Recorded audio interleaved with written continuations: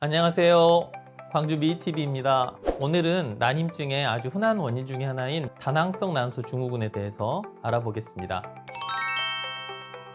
말 그대로 풀어보면 난소에 여러 개의 낭종이 생기면서 전신적인 증상을 동반하는 증후군이라고 할 수 있겠습니다. 모든 여성의 6에서 10%가 이 증후군을 가지고 있는데요. 대개는 자각하지 못한 채 살아가고 있습니다. 아직 정확한 원인이 밝혀지지 않았고 환자의 약 절반에서 모배란성 출혈이나 희발월경 등의 생리장애를 보이고요. 75%에서 난임증, 22%에서는 비만증을 동반합니다. 그리고 대부분의 환자에서 남성 호르몬 과다에 의해서 여드름이나 다모증, 지루성 피부염 등의 증상이 나타나게 됩니다. 이 외에도 집중력이 저하되며 가슴 크기가 감소하거나 성욕이 감퇴되는 그러한 경우도 있을 수 있습니다. 지금 보시는 이 사진은 다낭성 난소 증후군의 전반적인 증상이나 그로 인한 위험성을 보여주는 건데요. 10명 중 1명이 다낭성 난소이고 이 중 그림처럼 여러 증상이 생기는 사람은 20명 중 1명 정도 된다고 합니다. 집안에 당뇨병을 가진 분들이 있다면 적어도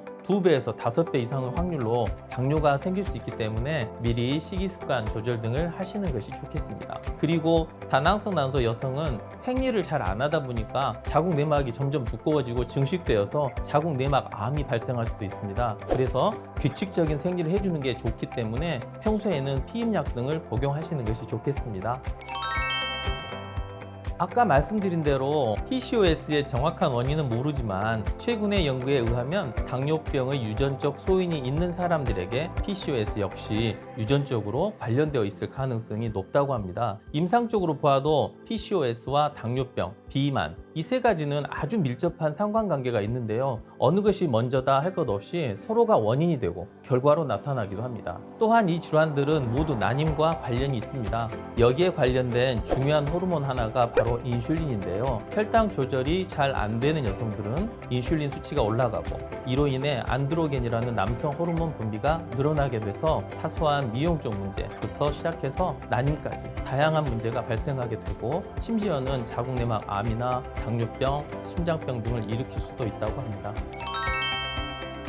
정확히 PCOS를 진단하는 하나의 방법은 없고요. 위에서 언급한 여러 가지 임상 증상을 토대로 혈액 검사와 초음파 검사를 실시하여 진단을 내리게 되는 것이죠. 대개는 임상 증상, 혈액 검사 소견, 초음파 검사 세 가지 모두에 문제가 있지만 어떤 사람들은 이 중에 2가지 또는 한 가지에만 이상 소견이 나타나고 나머지 소견은 모두 정상인 경우도 있습니다. 혈액 검사를 실시하면 안드로겐이나 테스토스테론 같은 남성 호르몬 수치와 황체 자극 호르몬 수치가 높게 나타날 가능성도 많습니다. 더불어 콜레스테롤의 혈중 농도도 정상보다 높게 나타나기도 합니다.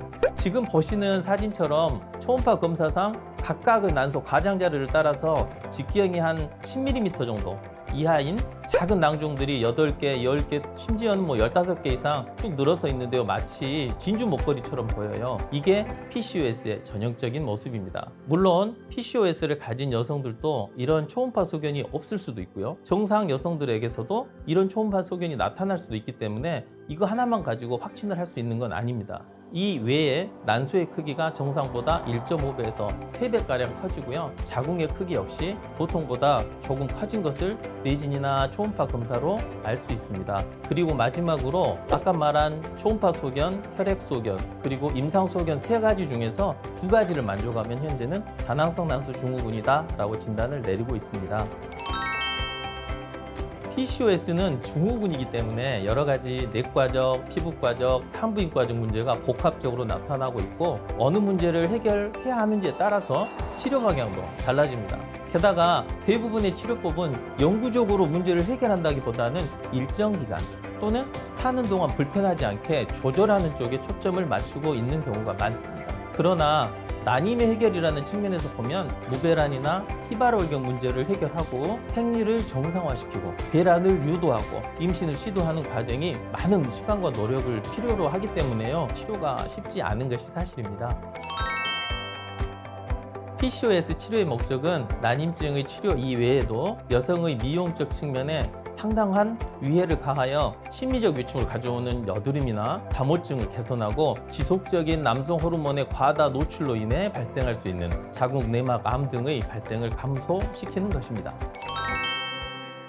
가장 먼저 해볼 수 있는 방법은 우리 많이 들어본 클로미펜이나 페마라 같은 배란 유도제를 이용해서 배란 유도를 해보는 겁니다. 대부분의 경우에 배란 유도제 50mg에서 100mg을 한 5일 정도 투여하면 반응을 보이는데요. 80% 정도에서는 배란이 일어나지만 이렇게 배란 유도제를 먹어도 15%에서 20% 여성은 배란이 여전히 되지 않습니다. 그래서 6개월 정도 이렇게 치료를 해봐도 임신율 또한 30에서 40% 정도밖에 되지 않고요. 게다가 유산 방지 치료를 적극적으로 하지 않으면 임신이 된 다음에도 약 10에서 15% 정도는 임신이 유산으로 연결되는 불행한 사태가 생길 수도 있습니다. 배란 유도제만으로 배란이 일어나지 않을 경우 우리는 이제 두 번째로 해볼 수 있는 치료법은 외인성 성선 자극 호르몬, 이거 과배란 주사라고 부르는 건데요. 이 주사를 이용해서 배란을 시도해 보게 됩니다. 한 4에서 6주기 정도 치료를 받으시면 누적 임신율이 약 70% 정도까지도 되지만 과배란 주사 자체가 이제 가격도 비싸고 또 다태 임신이 생길 수도 있고 난소가 붓고 복수가 차는 난소, 과자국 증후군 등의 심각한 부작용의 위험성이 있기 때문에 조심해야 합니다.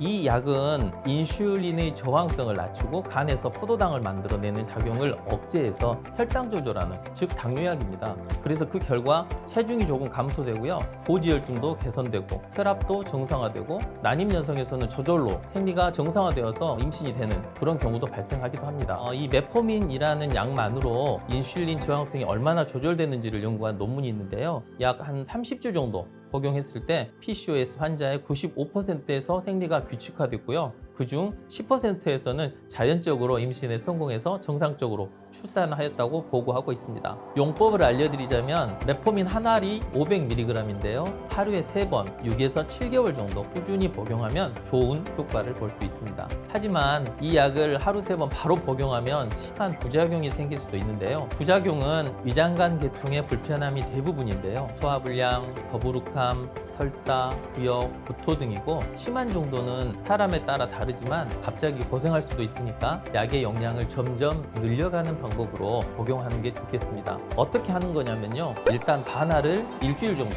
저녁 시간에 식사 중에 복용을 하시고 별 문제가 없네? 그러면 아침에 그리고 또 저녁에 반알, 그래도 괜찮으면 아침, 점심, 저녁 반알, 이런 식으로 점차 계단 올라가듯이 약의 용량을 올려가는 겁니다. 그런데 만약 2알까지 문제가 없었는데 2알 반에서 위에서 말한 그런 문제들이 발생하면 다시 2알로 감량해서 복용하면 되겠습니다. 될 수 있으면 2알 이상은 드셔주는 것이 효과를 볼 수 있다는 점 기억하시면 되겠습니다.